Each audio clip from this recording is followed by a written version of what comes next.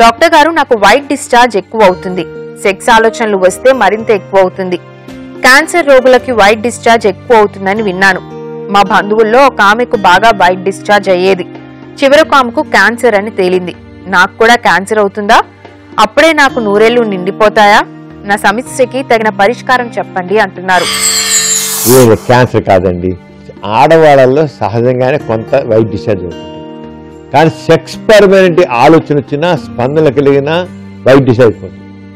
ఎవరైనా మామూలు కూడా సెక్స్లో పరుగుడు కూడా లేడీస్కి విజయనాలు అంటే యోని మార్గం లోపల సెక్రెషన్స్ ఎక్కువైపోతాయి. అది న్యాచురల్.